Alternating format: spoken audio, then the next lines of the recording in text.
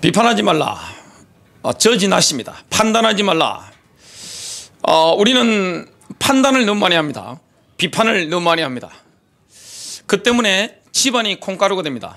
인간관계가 이렇게 대립되는 관계로 가게 됩니다. 교회 생활이 너무나 어려워지는 것을 보게 됩니다. 직장생활, 사업관계가 굉장히 어렵습니다. 주님의 말씀대로 저지나 판단하지 말라, 이 말씀에 내가 순종해서 인도를 받으면 어떻게 됩니까? 아름다운 인생을 살게 되는 겁니다. 가정이 정말 찰떡처럼 이렇게 하모니를 이루게 됩니다. 교회가 하모니를 이루게 되고 나와 관계된 모든 인간관계가 가까울수록 더욱더 하모니를 이루는 것을 경험하게 되어 있습니다. 주님은 살아 계신데 지금 산상수훈의 메시지를 어떤 분들은요 잘못 이해해가지고 새로운 율법이다, 그래서 완전히 눌려서 내가 이걸 어떻게 하겠냐, 이렇게 지레 겁을 먹는 분들도 있습니다. 산상수훈의 메시지는 뭡니까? 예수님께서 제자들에게 특별히 주신 메시지입니다. 하나님 나라를 확장해 나갈 그리스도의 제자들이 어떻게 하면 천국 생활을 누릴 것인가?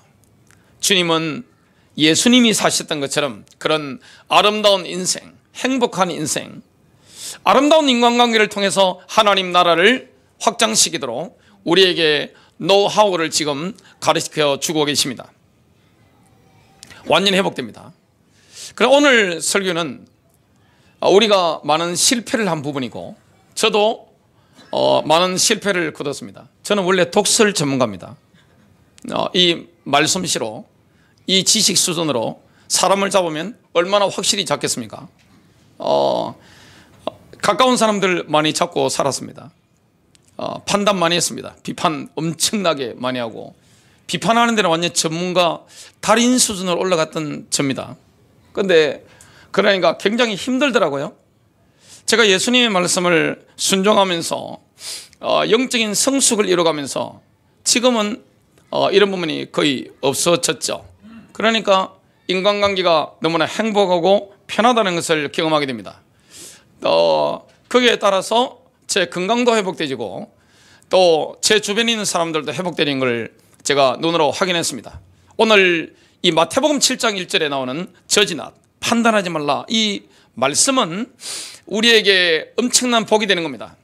주님은 불가능한 걸 말씀하지 않았습니다. 성령님께 이끌림 받는 사람은 남을 판단하지 않고도 충분히 나의 마음을 제어하면서 다른 사람 살릴 수 있는 거예요. 붙었다면 살려버리는 겁니다. 우리에게 붙었다면 회복되는 겁니다. 그 은혜를 누리게 됩니다. 첫 번째입니다. 하나님의 임재 속에서 천국 생활을 누리길 원한다면 주변 사람들을 정죄하거나 비난을 하지 않는 훈련을 해야 됩니다. 우리가 주로 하는 말이 뭡니까? 정죄죠. 주로 하는 게 뭡니까? 가까운 사람들을 비난하는 겁니다. 가장 행복해야 될 인간관계, 나에게 소중한 사람들, 내가 사랑하는 사람들, 내가 진심으로 아끼는 사람들을 나도 모르게 비난하는 거예요. 왜냐하면 그걸 배워왔기 때문에. 세상 시스템이, 미디어를 한번 보세요. 전부 다 남 비난하는 겁니다. 제가 가능하면 많이 보지 않으려고 몸부림치는 게 뭐냐면 정치입니다. 정치 유튜버라든지 메이저 언론도 정치 남욕하는 이런 것들을 제가 상당히 차지를 합니다. 해답도 없는 거. 이쪽에서 때리면 저쪽에서 또 맞받아 더 세게 때리죠. 이쪽에서 드라이브 걸면 저쪽에 또 드라이브 걸죠. 끊임없단 말이죠. 해결 안 됩니다. 그리스도인들이 들어가면 어떻게 되느냐? 갈등이 없어지는 거예요. 그리스도인들이 영적으로 성숙하면 어떻게 되느냐? 훈련되어지면, 이 훈련은 교회에서 교리훈련 받은 게 아닙니다. 교회에서 주로 제자훈련 받는다고 하면서 지식을 막 가지고 이런 걸 많이 받는 게 아닙니다. 오히려 그 잣대가 강력해버리면 남을 더 잘 정죄합니다. 왜냐? 입이 살아있기 때문에. 목회자 집안이 이게 안 되면 굉장히 불행합니다. 그리고 교회 핵심적인 사역을 하는 분들, 교회에서 훈련 많이 받은 분일수록 굉장히 위험합니다. 영적으로 성숙하지 못하면 어떻게 되냐? 추수드는 것 가지고 마느냐? 남을 비난합니다. 남을 판단하는 거예요. 하나님의 말씀을 가지고 교리를 가지고 남을 판단하도록 주님 우리를 가르친 게 아닙니다. 그걸 가지고 살리도록 가르친 겁니다. 성령의 이끌림을 받는 사람들은 어떻게 됩니까? 인간관계가 깊어질수록 아름다워집니다. 가정에 비난이 없는 거예요. 정죄가 없는 거예요. 입술에서 그 정죄가 안 나가는 겁니다. 그러면요, 입안도 건강해집니다. 치과도 뭐 별로 갈 필요가 없어요. 혓바닥도 건강해집니다. 몸도 건강해집니다. 주변 사람들이 살아납니다. 집안의 식물도 살아납니다. 이거 제가 다 경험한 거예요. 주님이 그 말씀하신 거예요. 하나님의 임재 속에서 가까운 사람들과 내가 아끼는 사람들과 어떻게 하면 조화를 이루며 살 수 있을까요? 정죄와 비난이라고 하는 타락한 인간의 그 본성, 그 습성을 버려야 됩니다. 내 힘으로 안 돼요. 성령님을 의지해야 됩니다. 마태복음 7장 1절입니다. 비판을 받지 아니하려거든 비판하지 말라. 오늘 말씀은 굉장히 뼈아픈 말씀이에요. 저도 이 부분에 많이 실패했습니다. 특히 가정에서. 제가 교회에서는 고도로 훈련받은 사람이기 때문에 교회에서는 모든 걸 차지한단 말이죠. 집에 가면 제 아내한테 비판 많이 했죠. 비판 많이 했습니다. 판단 많이 하고 그걸 입으로 하면 굉장히 심장이 아프다 하더라고요. 제 아내가. 요즘 그런 말 하지 않습니다. 제 자녀들도 저한테 판단 많이 받았죠. 상당히 정죄, 달인 수준의 제가 정죄를 많이 했습니다. 큰아들이 저한테 많이 당했죠.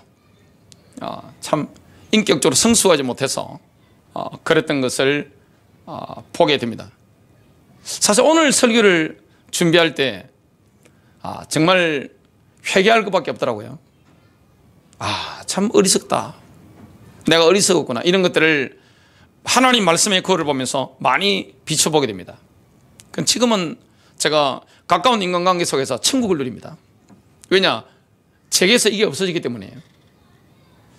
성령님이 우리를 이끌어 가시는데 새로운 율법 이걸 짊어지어 주신 게 아니에요. 어떻게 하면 이 땅에 하나님 나라를 확장하는 그 센터인 가정에서, 교회에서, 그리고 하나님의 자녀들이 영적인 축인데 우리와의 인간관계 속에서 천국이 뭔지 보여줄 수 있느냐. 오늘 이 말씀입니다. 저지하십니다. 판단하지 말라. 정죄라는 것은 뭡니까? 상대방을 마땅히 배척해야 될 나쁜 사람으로 낙인 찍는 겁니다. 낙인을 딱 찍어버리는 거예요. 내가 사람을 정죄한다. 배우자를 정죄한다. 자녀를 정죄한다. 부모님을 정죄한다. 다른 교회의 지체들을 정죄한다. 남을 정죄한다는 건 뭐냐? 나쁜 놈으로 낙인 딱 찍어버리는 거예요. 딱지를 딱 붙여버리는 거예요. 사람을 정죄를 하면 어떻게 됩니까? 내 눈앞에 정죄당하는 사람이 있으면요, 그 사람이 인간 쓰레기로 보입니다. 어떤 자매님이 젊은 분인데 결혼한 지 얼마 안 돼요. 아기도 없고 목양실 오셔가지고 저한테 말씀하셨습니다. 목사님, 저희 남편요 인간 쓰레기입니다. 그 인간 쓰레기 만나보니까 괜찮아요.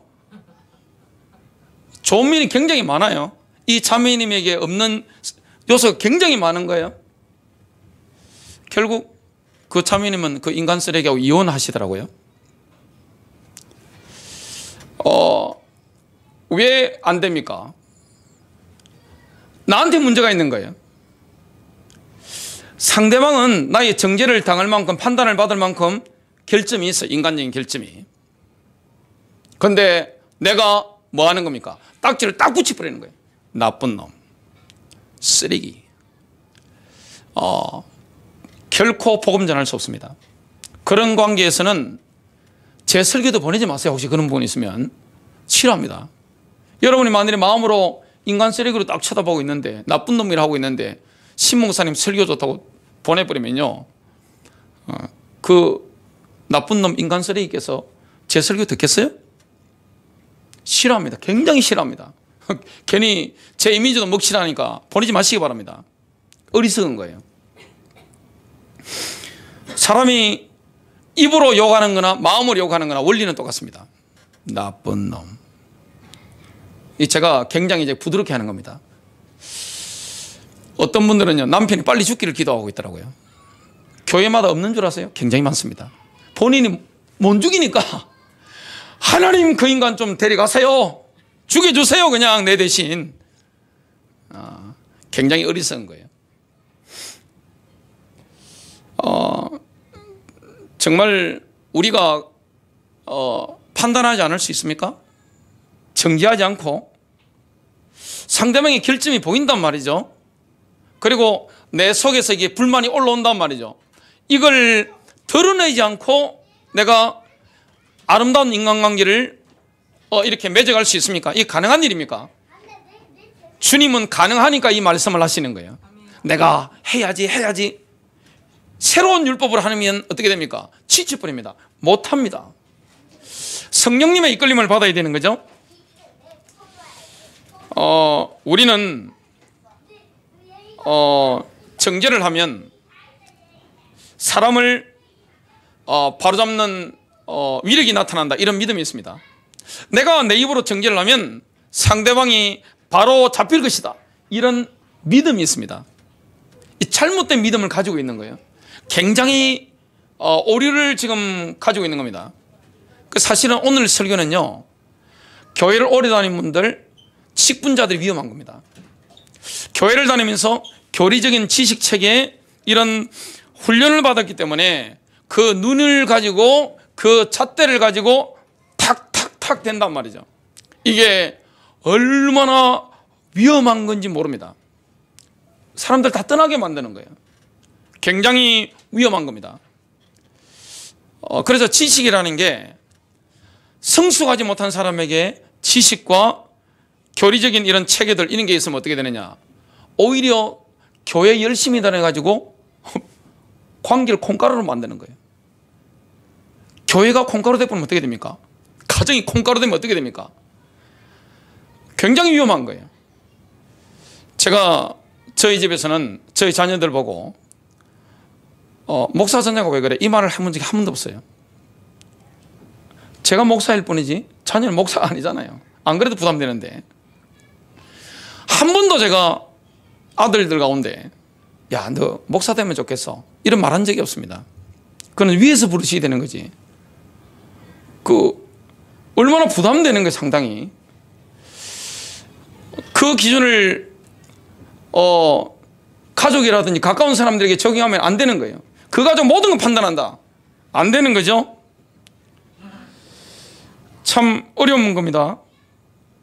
그래서 정죄를 딱 해버리면 서로 받아들여지는 건 불가능합니다. 왜냐? 딱지가 붙어있기 때문에. 쓰레기하고 누가 함께 하고 계시겠어요? 나쁜 놈하고 어떻게 함께 할 수 있습니까? 굉장히 어려운 관계 속에 들어가게 되는 겁니다.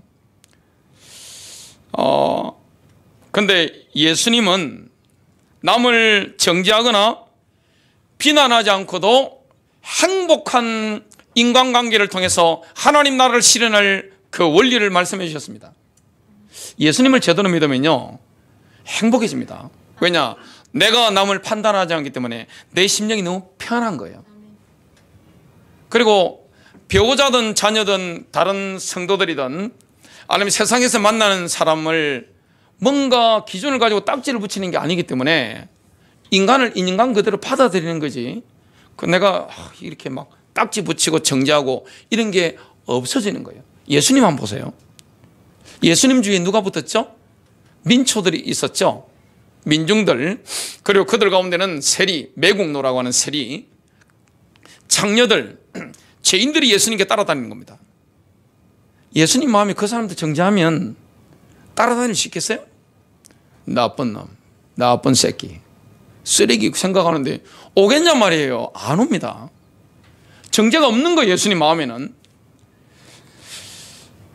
상대방에게 딱지를 붙이지 않고도 상대방을 바로잡아 주는 것은 영적으로나 인격적으로나 깊은 성숙을 요하는 일입니다.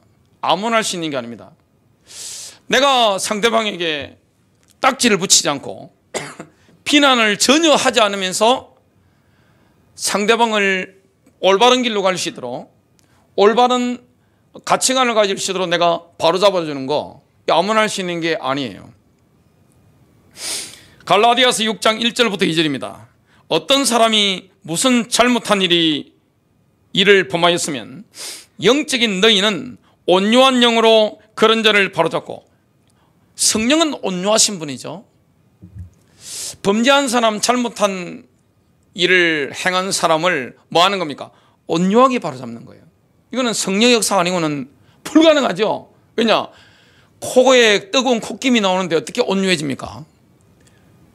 열이 받아가지고 막 그냥 뭐 어떻게 알지 못해가지고 막 눈에 레이저가 나오는데 어떻게 상대방을 바로잡습니까?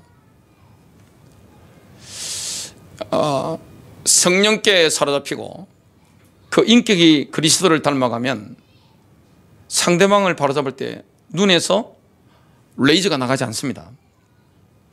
그리고 입에서도 뜨거운 독설이 나가지 않습니다. 온유한 마음으로 바로잡는 거죠. 내 자신을 돌아보아. 왜 그렇습니까? 우리도 그런 잘못을 범할 수 있는 거예요. 너도 시험을 받지 아니하도록 하라.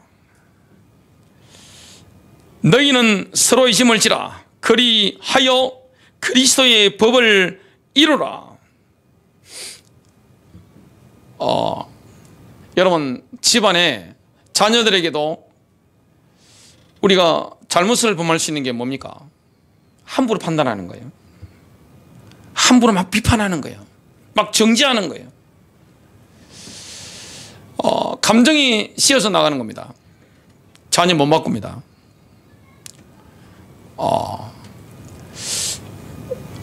이놈의 자식아 왜 나를 거역하냐 그러는데, 부모님들은 뭘 기억해야 됩니까? 우리가 하나님을 얼마나 많이 거역합니까?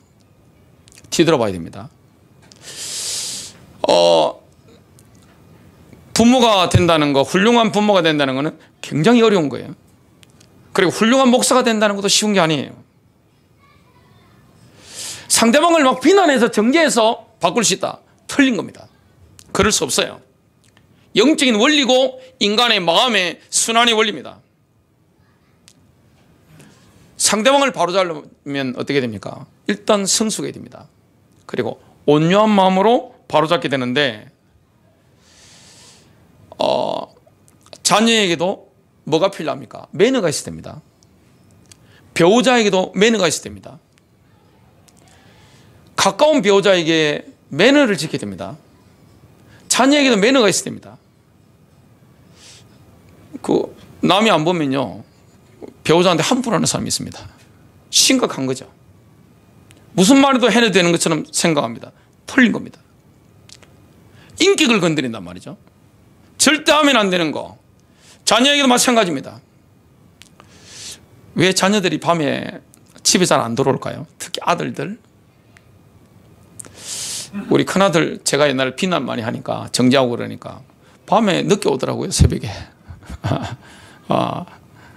이렇게 하고 천천히 들어오더라고요. 가라면 뭐 이렇게 막 활동, 동해 번쩍 서해 번쩍 하다가 천천히 들어오는 걸 봤습니다. 요즘은 웬만하면 혼자 일찍 들어와요. 누가 바뀐 거죠? 부모인 저와 제 아내가 바뀐 겁니다. 정지하지 않는 사람, 저진하십니다. 판단하지 않는 사람. 누구의 능력으로 가능합니까? 아니, 사람이 눈에 보인단 말이에요. 약점이, 결점이. 내 속에 뭐가 올라옵니까? 불만이 올라온단 말이에요. 막 바로잡고 싶은 열망이 막 올라온단 말이에요. 그러다 되는 게 아닙니다. 그러니까 실수하게 되는 거예요. 목회자의 가정이 그래 버리면 자녀들이 어나가 버립니다. 특히 교회 오래 다니신 분들 그 기준 가지고 딱 해가지고 빡 때려버리면 어떻게 되느냐. 그냥 부모님이 믿는 예수님 자체가 싫어지는 겁니다. 그건 다음번에 설교를 하게 될 겁니다.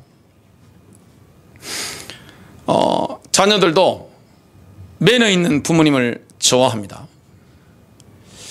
우리가 왜 자녀들에게 무리하게 말해도 된다고 생각합니까? 뭐 착각이에요. 동일한 인격체인데 왜 배우자에게 무리하게 말할 수 있다고 생각합니까? 착각이에요. 그렇게 하면 안 되는 거죠. 정말 자녀들이 집만 빼놓고 다 다른 집은 다 좋아하잖아요. 특히 청소년들 본인 집 빼놓고는 남의 집 가는 거 좋아합니다. 제가 청소년 사역을 해보니까 제가 총각 때 결혼하기 전이죠. 저희 집에 뭐가 있습니까? 단칸방에 제 방에 뭐 없어요. 학생들이 그렇게 오는 겁니다. 청소년들 특히 남학생들이 와서 방학 되면 5명씩 같이 살고 그랬어요. 자고 먹을 수 있는 게 뭐밖에 없느냐. 라면 같은 거 아니면 밥통에 밥을 해놓으면 야, 그 밥 한 통을 다 먹더라고요. 근데 어디에 라면을 삶느냐. 그 빨래 삶는 데 있죠. 통이 없으니까 뭐 제가 재산이 있습니까? 뭐가 있습니까? 빨래 삶는 통에 그렇게 잔뜩 삶아가지고 걸신 들린 사람들처럼 아이들이 막 먹는 거예요. 근데 그 아이들 집에 가면 저보다 훨씬 잘 삽니다. 근데 집에서는 별 맛이 없는 거예요. 왜냐?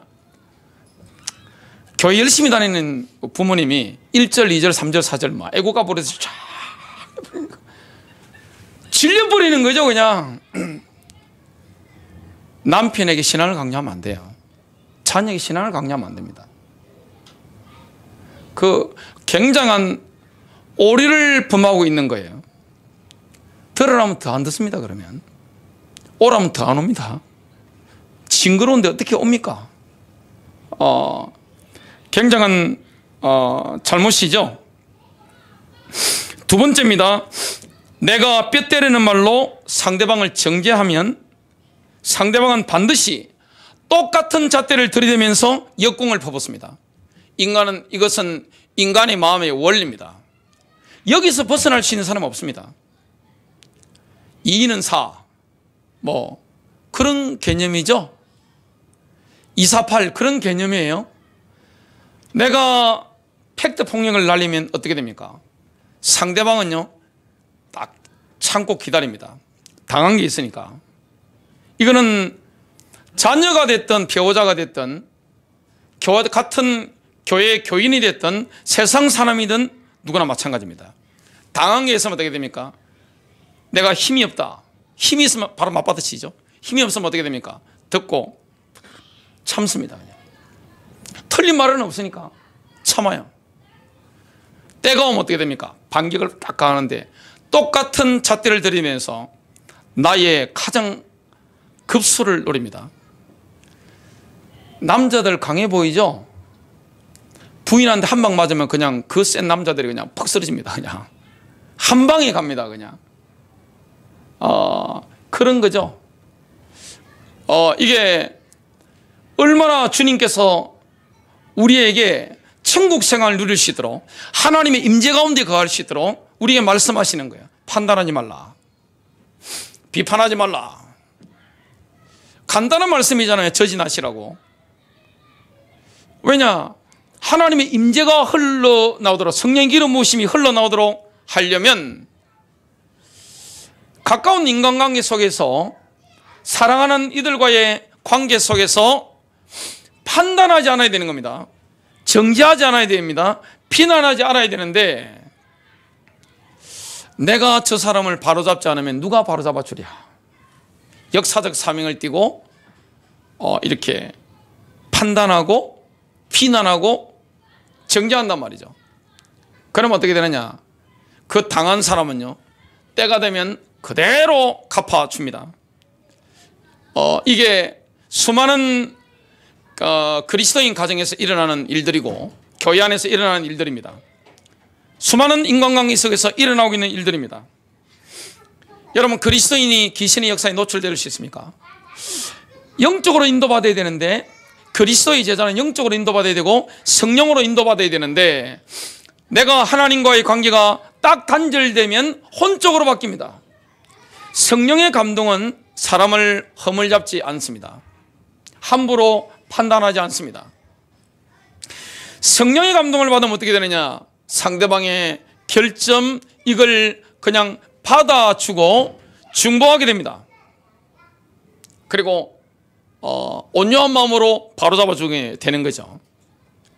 그런데 굉장히 위험한 건 뭐냐면, 교회에서 배운 거, 훈련받은 거, 제자 훈련받은 거, 그 잣대를 가지고 너는 왜 이렇게 못하냐 하면서 해버리면 어떻게 되느냐? 상대방의 인격을 건드리게 되는 겁니다.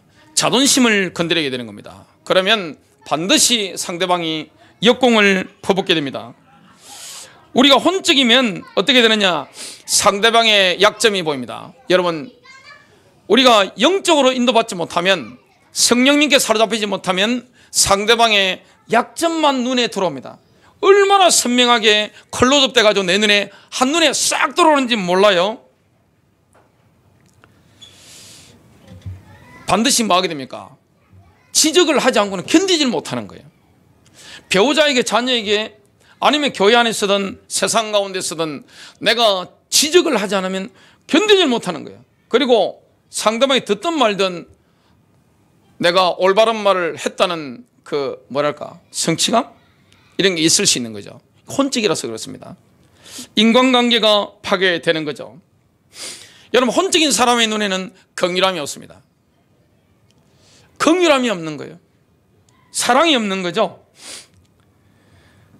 잠언서 12장 18절, 칼로 찌른같이 함부로 말하는 자가 있거니와 지혜로운 자의 혀는 양약과 같으니라.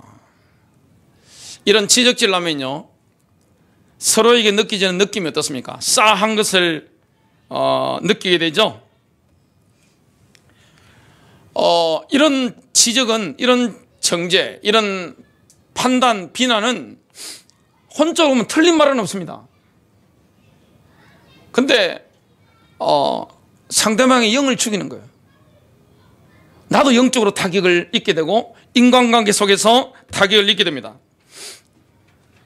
우리가 다른 사람에 대한 정죄와 비판을 자제하지 못하면 우리가 여기저기서 했던 그 비판을 똑같이 되돌려 받게 됩니다. 부메랑입니다. 반드시 부메랑이 돼가지고 나를 치는 것을 보게 됩니다. 그때는 참 아프죠. 저도 제 아내한테 지적질 상당히 많이 했습니다. 눈은 열려 있으니까. 나중에 제가 되돌려 받았죠. 상당히 힘들더라고요. 그러니까 상당히 고통스러운 거예요. 와, 이러잖아, 이러. 너무 힘든 거예요. 다행히 자녀들이 어릴 때는 지적들을 많이 했는데 제가 선한 목자교회 개척한 이후에는 절을 바꿨기 때문에 자녀한테는 되돌려 받은 적은 없습니다. 그런 일은 앞으로 없겠죠. 참 하나님의 은혜죠. 굉장한 은혜입니다. 참 힘든 거죠. 제 아내한테 지적질 막 당하고 나니까 제가 뿌린 거니까 심은 대로 거둬야 되죠. 당연한 거 아니겠어요, 심은 대로 거두는 거. 그러니까 갑자기 나홀로 산다, 아니면 산에서 혼자 사는 남자들, 내가 앞으로 이렇게 살 것이냐, 어떻게 살 것이냐, 그러면 돈이 필요한데 이 생각을 하기도 그랬었습니다. 몇 년 전이에요. 지금은 그 생각 없습니다. 얼마나 어리석은 거예요. 성경 다 가지고 있고 고도로 영적으로 훈련받고 주님을 뜨겁게 사랑하는데 뭐가 안 되느냐? 가정생활이 안 되고 교회 생활이 안 되고 인간관계가 안 되는 거예요. 가까운 사람. 여러분, 지적질 잘하는 그 똑똑한 거 아닙니다. 어리석은 거예요. 굉장히 어리석은 겁니다. 내가 사랑이 없는 상태에서 사람을 쳐다보는 거, 그러면 못 참습니다. 왜냐? 견디지를 못하기 때문에 입을 대게 되잖아요. 그러면 상대방 가만히 있습니까? 만일 자녀들 게임한다고 계속 압박하면 해보세요. 인스타그램 많이 한다고 여자아이들 막 압박해보세요. 그러면 그 아버지나 어머니가 드라마나 영화 보고 있으면 왜 그런 걸 보냐 그럽니다. 아버지 깹니까 깨? 왜 옆으로 가면서 바로 가라 그랬다.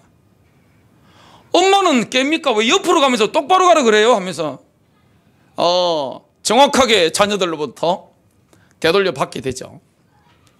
참 이 부분은 알고 있는다고 되는 게 아닙니다.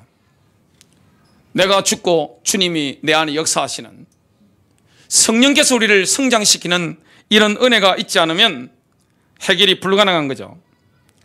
정죄는 분노를 일으킵니다. 내가 사람을 정죄하면요, 내 속에서 불이 막 올라오는 거예요. 너무 답답하고 막 힘들죠. 그냥 그죠? 너무 힘들어요. 그러면 공격하게 됩니다, 상대방을. 그래서 멸시하고 미련한 놈, 멍청한 놈, 어디서 많이 들어본 소리 아닌지 모르겠죠. 집에서도 이렇게 합니다. 그리고 심하면 뭐합니까? 구타하죠. 구타가 얼마나 많은지 아세요? 한 번씩 새벽에 제가 교회를 오래 다녔으니까요, 보면 마스크 끼고 나타나는 남자분 여자분들 있습니다. 참 힘든 겁니다, 그게. 여러분, 그래서 이런 원리 때문에 정죄를 당한 사람이 바람직한 방향으로 자신을 변화시키는 반응을 보이는 것은 극히 드문 일입니다. 그 정도로 누가 나를 정죄했는데 예 알겠습니다 하고 할 수 있는 사람 같으면 그 사람은 영적으로 성장한 사람이에요. 잠언서 9장 8절입니다. 거만한 자를 책망하지 말라. 그가 너를 미워할까 두려워하니라. 지혜 있는 자를 책망하라. 그가 너를 사랑하리라. 우리가 책망하는 사람은 대부분 지혜로운 사람이 아닙니다. 완고합니다. 안 받아들여요. 우리가 비난하면요, 상대방은 상처받고 분노한 나머지 반드시 똑같이 대갚아줄 사람들이지, 막 듣고 알겠습니다, 고치겠습니다, 회개하겠습니다, 이럴 사람이 거의 없어요. 그래서 우리가 영적이지 못한 혼적인 사람 같으면 남의 흠결을 찾아내는 데는 아주 천재적인 능력을 발휘하지만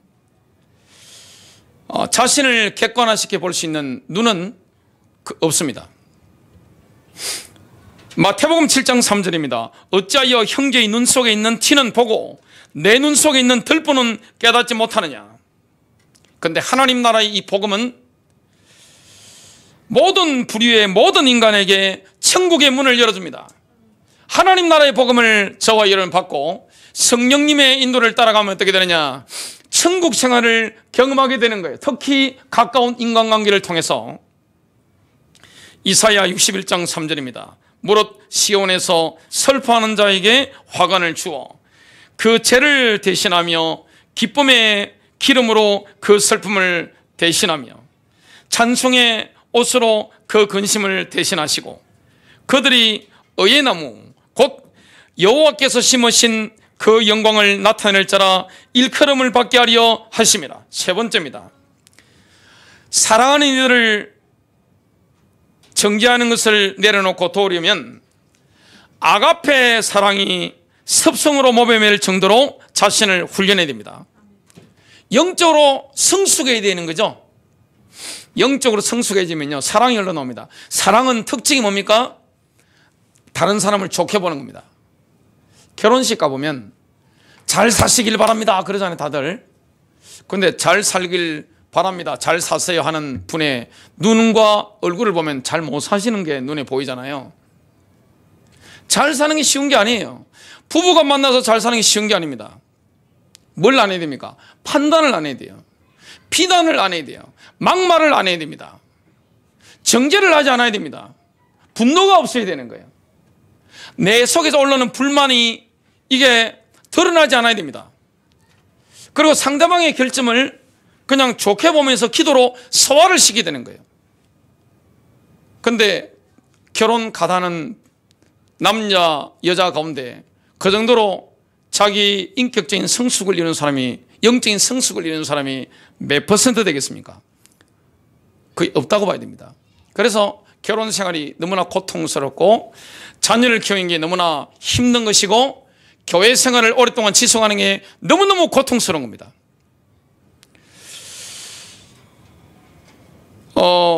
주님이 우리에게 보여주신 더 나은 길입니다. 마태복음 7장 3절부터 5절을 주이신 뉴 테스트먼트로 한번 읽어보겠습니다. 왜 형제의 눈 속에 있는 티는 보면서 내 눈에 있는 통나무는 알아차리지 못하느냐?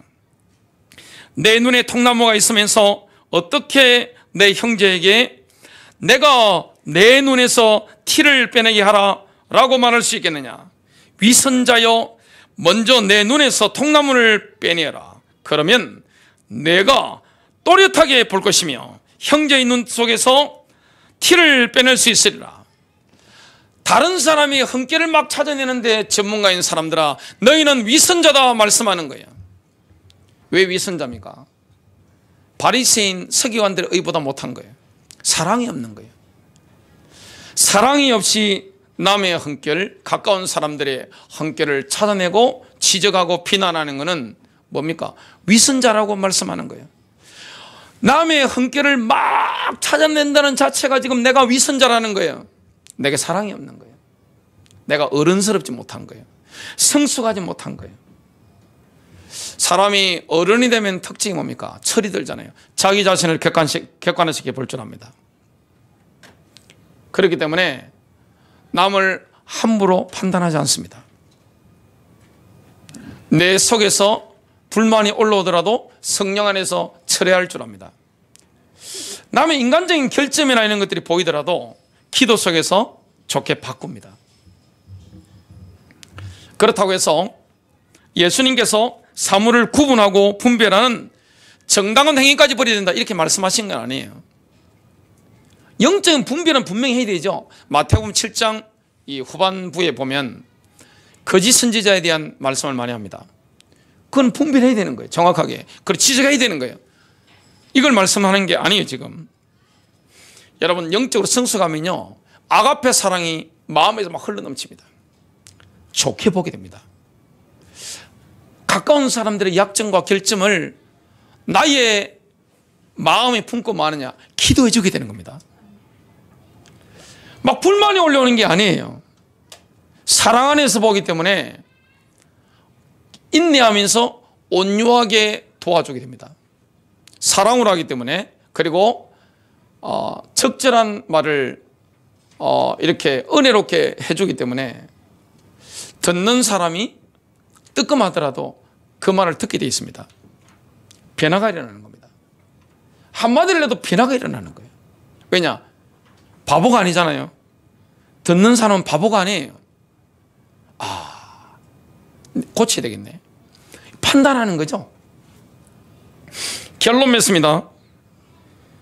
가깝고 소중한 사람들에게 정죄와 비난을 늘어놓는 것은 그 근성이요 대물림 됩니다. 참 부모가 잘 살아야 됩니다. 그 교회 안에서는 지도자들이 중요한 겁니다. 이게 만일에 분위기가 남을 판단하고 막 정죄하고 비난하게 되어버리면 어떻게 되느냐? 가정이든 교회든 콩가루 되어버립니다. 뭉치질 않는 겁니다. 내가 영적으로 성숙하면 어떻게 되느냐? 남의 말을 하지 않습니다. 비난하지 않는 거예요. 함부로 막 정죄하지 않는 거예요. 그럼 영적으로 만나면 어떻습니까? 너무나 이런 은혜로운 관계를 누리게 됩니다. 우리가 하나님의 임재 안에 있다는 것은 전능자의 그늘 안에 있는 겁니다. 전능자의 그늘은 뭐가 없습니까? 정죄가 없습니다. 저와 여러분은 정죄가 없는 현장에 살고 있습니다. 로마서 8장 1절을 주이신 뉴 테스트먼트로 한번 읽어보겠습니다. 그러므로 메시아 예수와 연합한 사람들은 더는 정죄를 받지 않습니다. 우리는 정죄받지 않습니다. 다른 사람이 정죄한단 말이죠. 나를 정죄하면 어떻게 됩니까? 무시해버리는 거예요. 무시하세요. 그거 왜 받아들입니까? 주님이 나를 정죄하지 않는데. 승리하시길 바랍니다.